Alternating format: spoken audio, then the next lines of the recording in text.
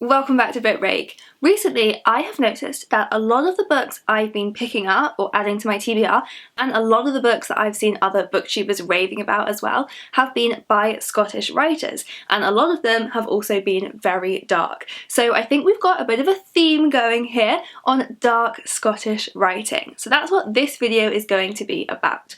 And some of the most famous dark Scottish writers that you may have already read include some of Arthur Conan Doyle's darker stories like The Hound of the Baskervilles or The Devil's Foot. There's also, of course, the famous Gothic novella The Strange Case of Dr. Jekyll and Mr. Hyde by the Scottish writer Robert Louis Stevenson, and there's Ian Rankin's Inspector Rebus novels, which are a series of crime novels set in Edinburgh. So if you loved all of those, I have got a bunch more recommendations here for you to dive into, starting with The Edge of the Grave by Robbie Morrison.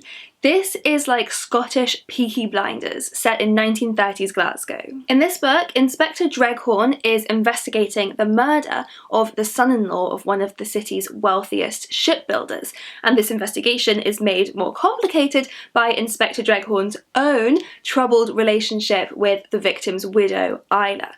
But it turns out that was just the first of the murders to come. And James Oswald described this book as wonderfully gritty, violent, and nasty in all the right ways. The Library of the Dead is by T.L. Huchu, who is a Scottish Zimbabwean author. This one is set in Edinburgh and gets a bit supernatural. So our main character here is a ghost talker. Her job is to get messages from the dead and pass them on to the living.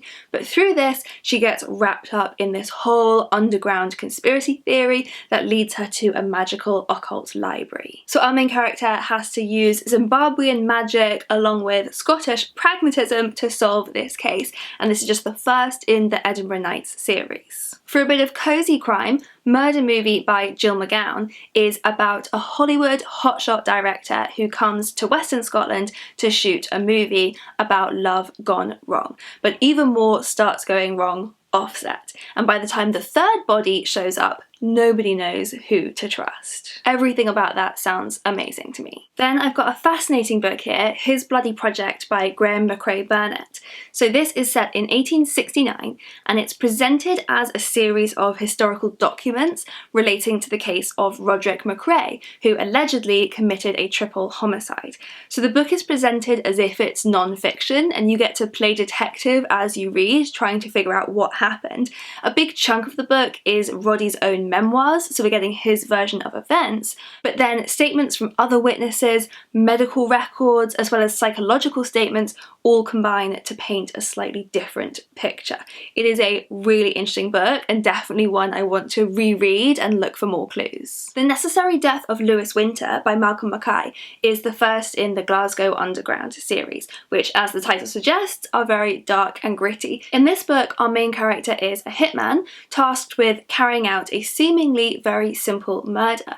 The job goes well, but the consequences are more than he ever expected. Lynn Anderson is a very prolific writer of dark Scottish crime stories, and in The Innocent Dead, forensic investigator Rona MacLeod, who is a very popular Lynn Anderson character, is trying to solve the mystery of a girl who went missing 45 years ago, after a body has finally shown up. So it's really interesting getting to see her use the advances in forensic science to solve this case and to dive back into the past and experience what really happened. The Inheritance of Solomon Farthing by Mary Paulson Ellis is a historical mystery about an heir hunter called Solomon Farthing who is trying to find the relatives of an old man who died alone in his Edinburgh nursing home, leaving £50,000 sewn into the lining of his old coat.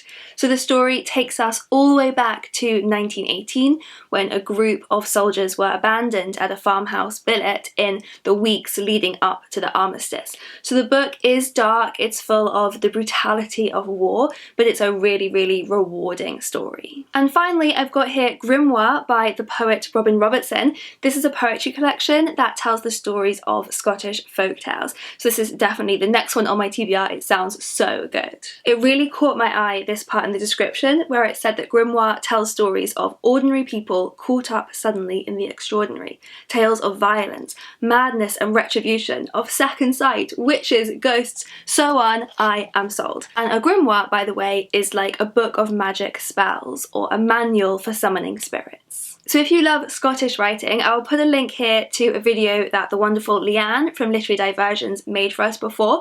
We got an actual Scottish person, unlike me, to do a roundup of her favourite Scottish writing along with a little scenic tour. So do click through and have a look and leave your recommendations of your favourite Scottish writing in the comments below. See you next time.